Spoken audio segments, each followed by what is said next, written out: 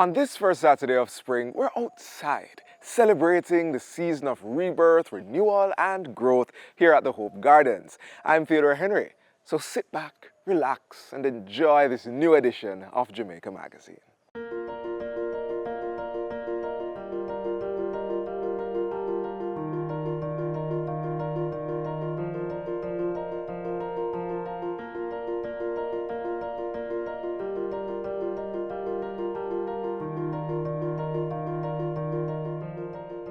We are the largest green space in the Kingston metropolitan area, and as a public garden we are open every day from 6 a.m. to 6 p.m. There's no charge for the gardens. We're a free space for passive recreation and family entertainment and fun. We also have a free concert put on by the Jamaica Military Band every fourth Sunday in the month. And this is another opportunity to bring your family and relax and enjoy these settings in the gardens. We offer to the public a yoga class. There's bird watching. We have a bird watching club that is in the garden mainly at 6 or even before 6 in the morning. We open the park for jogging and early morning recreation as early as 4 o'clock. There are other events and features in the gardens. We have the zoo and also Funland, which is a recreational space mainly for children and young adults. The Chinese Garden is also a special place within the Hope Gardens. It was a gift, a $3 million gift from the People's Republic of China to the people and government of Jamaica. And all the things and furnishing and features in the gardens are imported directly from China. You are able to take a tour and see our Chinese-speaking guide. The zoo also has a world-famous iguana project in which they have rediscovered the local Jamaican iguana, bred them successfully in captivity, and have introduced over 400 native iguanas into the hills of Helsha. That has been one of the premier projects for the zoo over the past couple of years.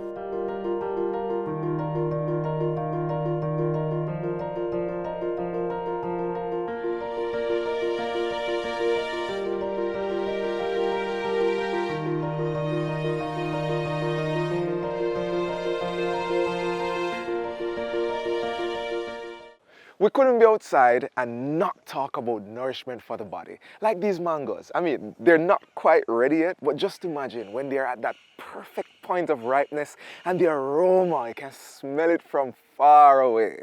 But up next, we're going to talk about a program that connects local food producers to new markets in the tourism industry. Many times, we have so many things that we can't sell. We have, because sometimes all the farmers goes out and plant Irish potatoes, and it's too much.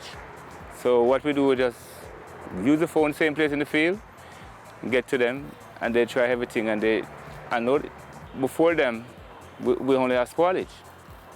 We can't sell. So no matter how it glut in the whole highland, they find a way to unload it. Bye-bye farm-produced glut.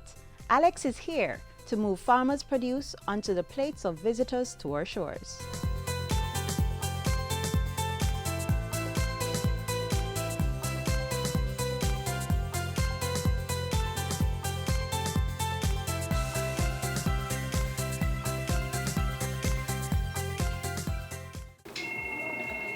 The Agri Linkages Exchange Center, good afternoon.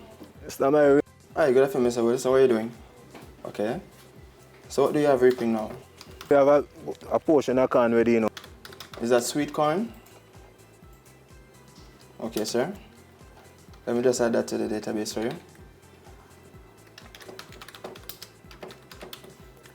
How much corn are you reaping? We have 12 dozen corn ready, you know.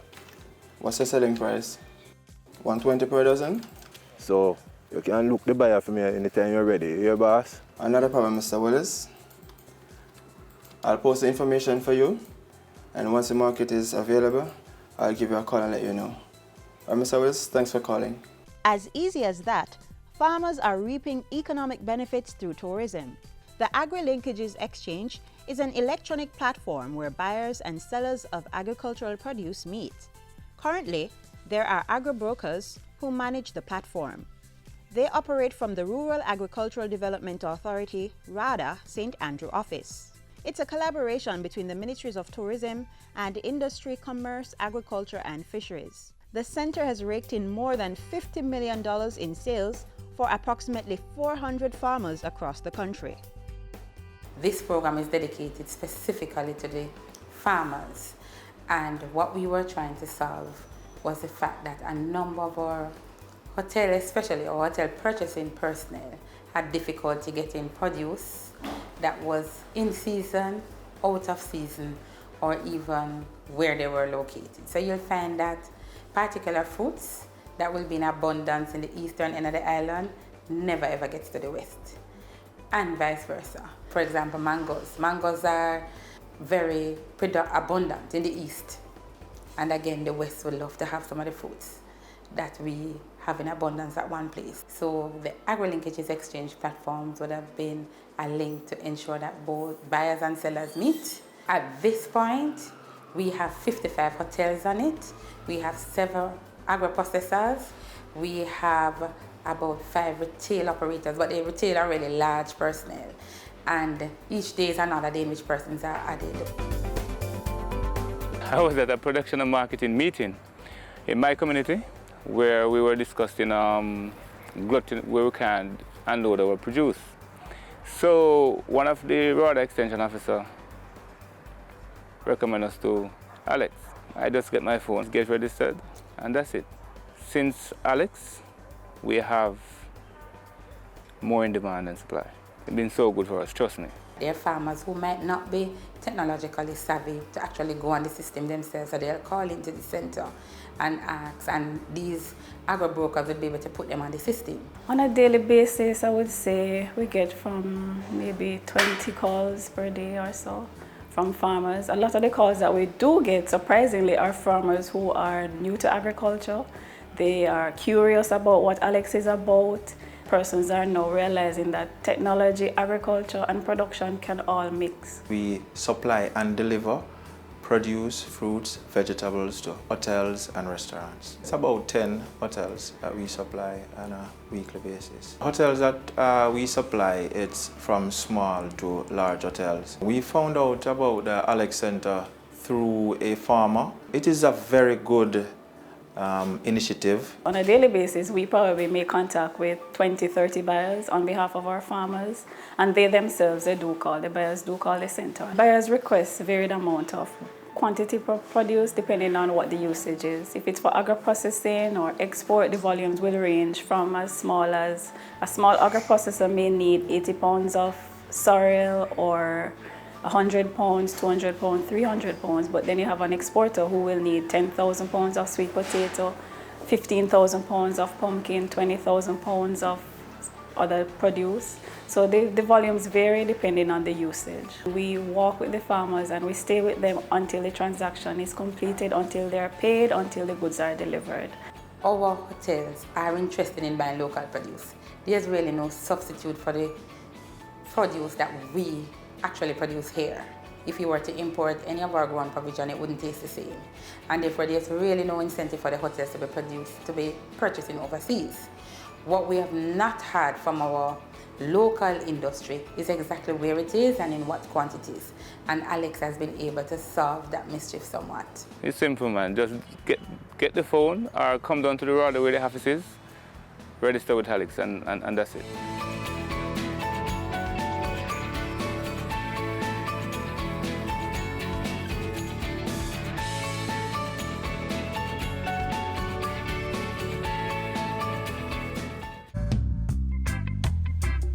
Coffee was introduced to Jamaica in 1728. Creighton Estate was established around 1765, and the Blue Mountain Range and the central region of Jamaica, which is the Grand Ridge of Jamaica, were the major coffee producing regions.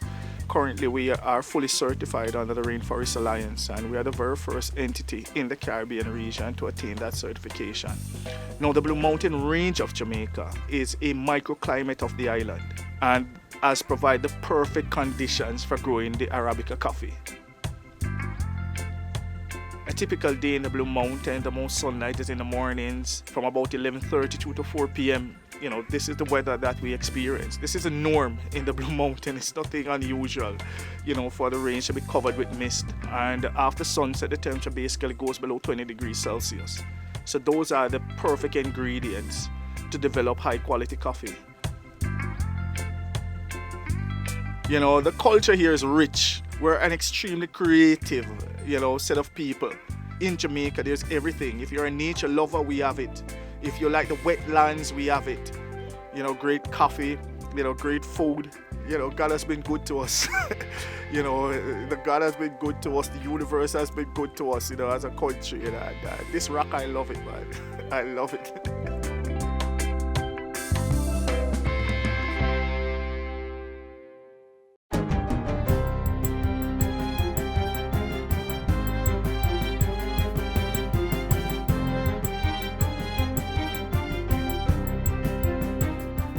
Hi there, I'm Simone Wolf with your JIS News of the Week.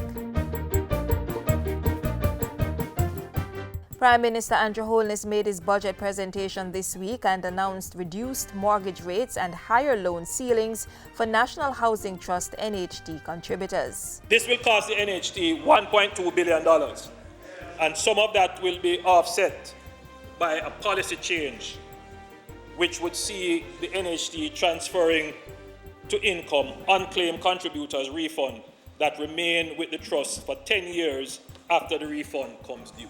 An intergenerational mortgage system will also be introduced, and the Prime Minister revealed that the NHT will be spending $2.5 billion to upgrade 49 old housing schemes across the island.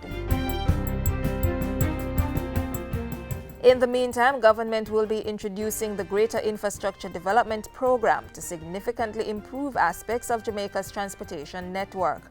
This will be a successor to the soon-to-be concluded Major Infrastructure Development Program. These projects are going to be selected based on technical recommendations and our economic plan, but most importantly, climate-smart considerations. On Tuesday, the Prime Minister also announced a new system to appoint boards for public bodies and agencies to strengthen the island's governance and increase transparency. Poorly run public bodies pose a threat to our economic program and fiscal certainty. Governance, Mr. Speaker, is of macro-critical importance, meaning that its effects are so far-reaching, it extends beyond the boardroom of the poorly run institution to have national impact. Finance Minister Dr. Nigel Clark closed the budget debate on Wednesday, announcing a further reduction in ad valorem stamp duty. We consider the reduction of distortionary transaction taxes at this time to be better for the Jamaican economy overall. Minister Carl Samuda was this week assigned oversight of the Ministry of Education, Youth and Information as it came under the supervision of the Office of the Prime Minister. The temporary move came after Prime Minister Andrew Holness requested and received the resignation of Ruel Reid to allow for investigations into alleged improprieties at the ministry. The operations will continue unimpeded, and I am expecting that the new exams, the PEP, will go off without any difficulty. A $300 million program will be rolled out to further develop the country as a gastronomy destination. Food tourism is going to be the major drive for a greater experiential tourism product in Jamaica, but it is also going to be the basis on which a larger number of ordinary Jamaicans are going to be involved in the value chain of tourism. All early childhood practitioners in government-run or supported institutions will receive a 15% increase in their monthly salaries effective April 1 this year. It will benefit early childhood practitioners in about 3,600 institutions. And finally, $3.5 million has been donated by the Sport Ministry to the Jamaica netball team for their participation in the upcoming Netball World Cup in Liverpool. I'm really happy that this year is historic in that our two team sports where we have girls who are actively participating, they both have qualified, both teams have qualified for the World Cup and will be going forward this year, and we're looking for great results. And those were some of the stories making news this week. I'm Simone Wolf.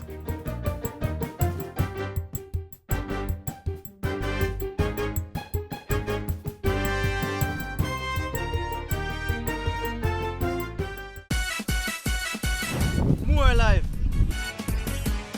More memories. More moments. Jamaica Moves is a call to action to prevent non-communicable diseases. Get active, eat healthy. You can protect yourself from high blood pressure, obesity, asthma, certain cancer diseases, and more.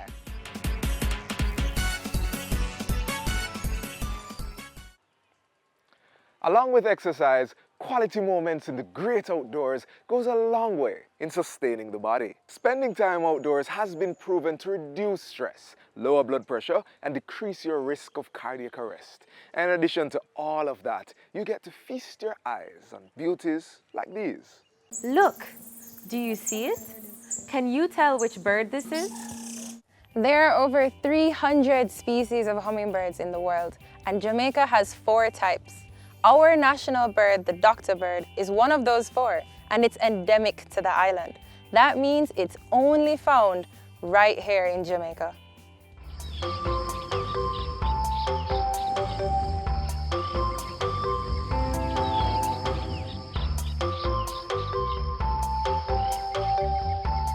According to sources at the Institute of Jamaica, in 1962, a committee was established to consider the recommendations for the national emblems of the country. It was at that level that the red-billed streamer-tailed hummingbird, or doctor bird, was chosen to be Jamaica's national bird. We actually have 2 species of streamer-tails. One is the red-billed streamer-tail, one is the black-billed streamer-tail. The red-billed streamer-tail and the black-billed streamer-tail is considered by some authorities as 2 separate species. Here in Jamaica, we still consider them to be 2 species. The red-billed streamer-tail can be found across most of the island except the eastern tip, where you'll find the black-billed streamer-tail. Hummingbirds' nests are made from small leafy materials woven together with cobwebs. There are about 2 eggs per clutch or grouping, usually 1 male and 1 female. Hummingbirds are actually sexually dimorphic. In other words, there are 2 different forms for male and females. The male is actually a lot more flashy. Jamaicans call the red-billed streamer-tail the doctor bird because of the appearance of the male, with its black crest and 2 iconic tail feathers, resembling the top hat and coat tails of doctors in the past. The male doctor bird also has shimmering green feathers on the chest and back, and a bright red bill with a black tip. The female looks very different because she has a short tail, white chest feathers, and slightly green feathers on the back. The female's bill is also dark brown with red at the base. You can actually find males without a tail, and there are several reasons for this. One, it could be a young male, right? Born earlier this year, for example, it's going to take a while before those tail feathers actually grow in. And sometimes you'll actually see some with very short tail, which means it's growing in.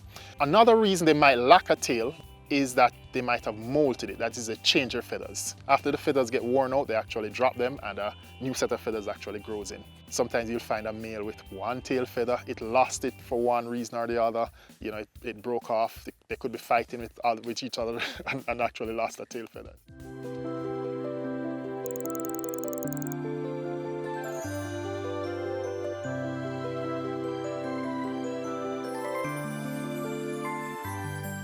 Hummingbirds, for their size, I mean, they're very tiny birds, but they're probably one of the most aggressive groups of birds in the entire world.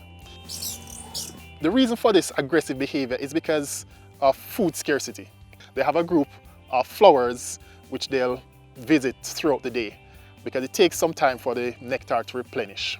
Sometimes about half an hour, sometimes about an hour or longer. So what they do, they'll feed along a particular route, taking different flowers as they go along. And so once they finish feeding, they'll defend that area until it replenishes. Hummingbirds flap their wings in a figure-8 motion, allowing them to change direction quickly as well as hover. But they are constantly burning so much energy that they must spend all day looking for food, only taking short rests in the shade. Hummingbirds are considered nectar feeders, and there was a time when we believed these birds fed only on nectar from flowers. But in more recent times, we realized that they do actually take insects very occasionally, and we suspect it's really just to get some supplemental protein. In terms of the trees and the flowers that the hummingbirds feed on, I would like to highlight that the national tree, the blue maho, is actually one of the favorite flowers of the doctor bird. You can spot the doctor bird at many of our public gardens across the island. For example, right here at the Blue and John Crow Mountains National Park. A United Nations educational, scientific and cultural organization, UNESCO World Heritage Site. Look at that color, shimmering emerald green, and those two long tails. Our national bird is certainly a sight to behold.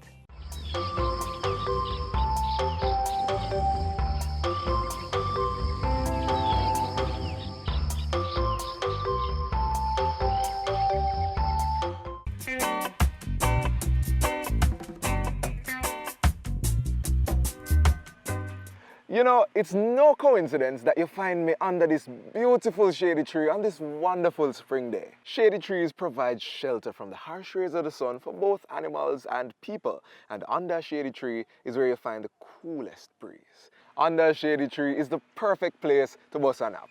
And so I can go on for me. But in the meantime, and before I go and do that, here's a possibility that may provide you with a little bit more than one shady tree. From the inspiration of a flower births the proposed design of a building that could be our new Parliament building. It's the Lignum Vitae, or national flower.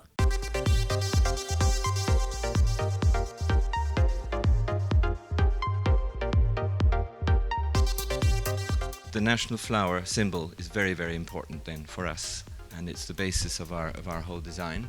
So you see, we pulled the building back slightly, created that more generous forecourt to the west. It's open, it's like this big grand lawn out in front of the building monumentalizes it. The radiating lines, which is showing centrality. There's a point of focus like the flower, an agora in the middle, which is a point for the public and for the whole use of the building.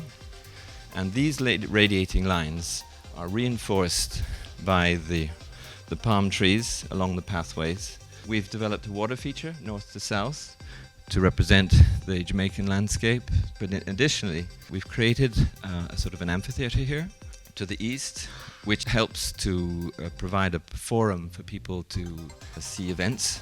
There's a belvedere on the upper floor of the public gallery where you can have events. This is on the west, the forecourt we've made. We've looked at the bus routes. That can be an important bus drop-off point. And then the road, we could pave it such that if there's an important event for security reasons, we can close it off and the pavement can be pedestrianized and the traffic can be circulated around to the west. To the north, we propose to reinstate the athletics arena. The monuments to the south, the way we plant around them, we'll give them a grander resting place. This is the topography of the project, how we've created a series of sunken gardens or sunken walls to create a complete secure perimeter. Then the blue line is the building itself, and to 3 specific pedestrian entrance points. That's the parking. So you have a completely autonomous, sunken, protected parking on the north and another one in the south. The building then, it's all organized around the House of Representatives and the Senate, each having their own sort of pavilion. And for the main ceremony, where the building is at the opening of each parliament. There's the ceremony where each of the parties march into the building independently. That can happen on one level, and this is this simulation of that image. And the roof is entirely for the public. This shows the galleries. We did a lot of work on understanding the different levels of intimacy between people in galleries and peoples in the chamber themselves. A level above the purple is VIPs, the orange is the media, and then the green is the public. It's all about ventilation and security at the same time, and every single office has its own balcony with its own view of the park. We have developed what we consider to be an iconic building. It's innovative, it's modern, it's built on historic precedents and modern architectural heritage of Jamaica. We've done our part. It's up to the jury now to make the decision. We are the National Flower team, and we're here to win.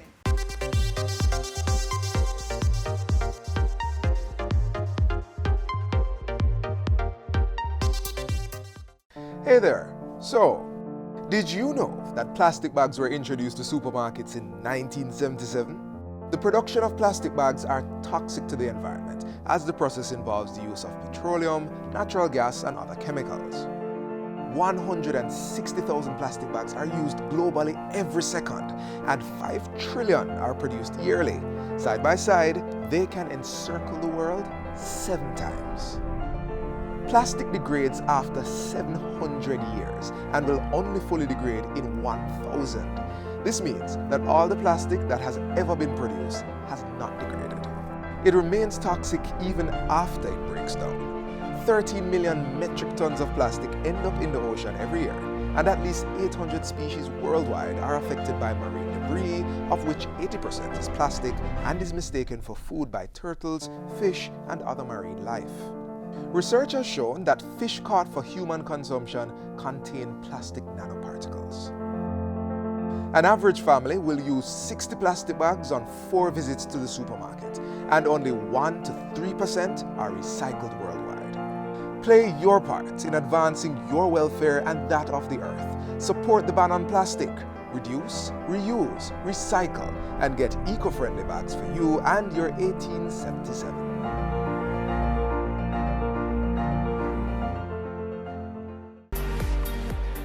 And on that message, we'd like to close this edition of Jamaica Magazine. But before we go, just a bit of encouragement. In fact, I'd like to beg you, please, Jamaicans, take care of our environment. It's the only one we have. Let's leave a pristine, beautiful world for future generations. Thank you for watching this edition of Jamaica Magazine. I'm Theodore Henry. Do enjoy the rest of your Saturday as I make the very best of this shady tree.